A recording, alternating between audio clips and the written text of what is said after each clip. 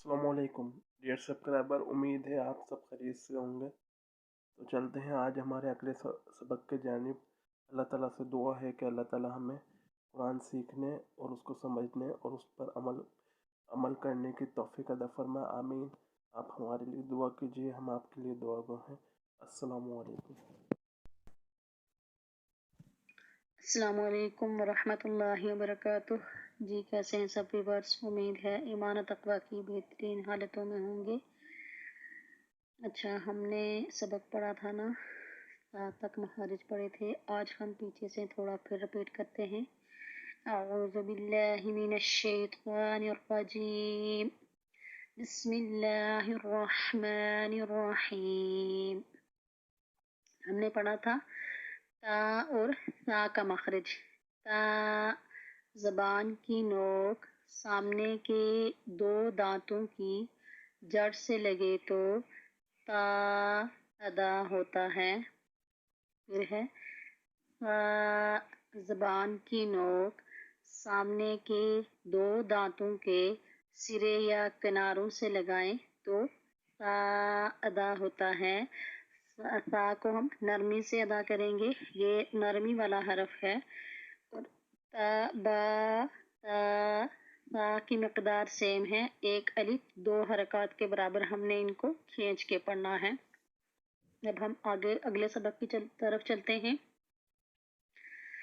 Gym, हम अपनी मुट्ठी बंद करके 2 उंगलियां खोलेंगे, इतनी जीम की मिकदार होगी। जीम। ज़बान का दरमियाना हिस्सा बिल्कुल ऊपर यानी बिल मुकाबिल ऊपर तालू से लगाएंगे तो जीम अदा होगा। और जीम को हमने 2 हरकत के बराबर खींच के पढ़ना है। जीम। अपने ज़बान का जो दरमियाना हिस्सा है उसको ऊपर बिल मुकाबिल तालू से लगाएंगे तो जीम अदा होगा। जीम।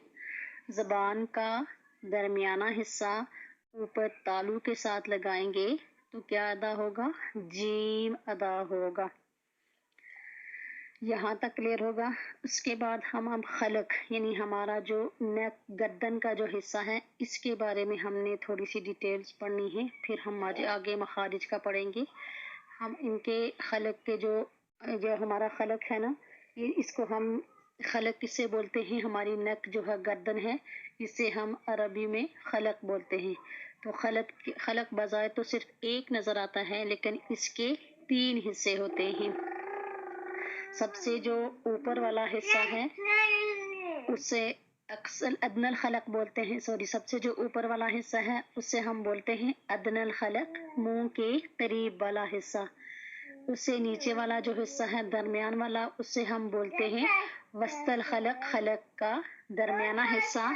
और सबसे जो नीचे वाला हिस्सा है उसे हम बोलते हैं अक्सल हलक, सीने के करीब वाला हिस्सा। सबसे इन खलक के 3 हिस्से हैं। बज़ाहिर हमें खलक सिर्फ एक नज़र आता है, लेकिन है इसके 3 हिस्से होते हैं। सबसे ऊपर वाला हिस्सा अदनल खलक, मुंह के करीब वाला हिस्सा। इससे नीचे वाला वस्तल खलक, खलक का दरमियाना हिस्सा। और इससे नीचे वाला है अक्सल हलक, सीने के करीब वाला हिस्सा। इन 3 हिस्सों के हमें नाम याद होंगे तो हम हुरूफ़े खलकिया या हुरूफ़े इज़हार के बारे में यानी हमें सही मालूमात होगी और हमें सही समझ आएगी, सही इसको समझ के पढ़ेंगे। अदनल खलक, मुंह के करीब वाला हिस्सा, वस्तल खलक, खलक का दरमियाना हिस्सा, और अक्सल हलक, सीने के करीब वाला हिस्सा। ये खलक के होंगे 3 हिस्से, ठीक है। इन 3 हिस्सों को हमने अच्छे तरीके से याद करना है, समझना है। तो इंशाल्लाह फिर हम आगे चलेंगे।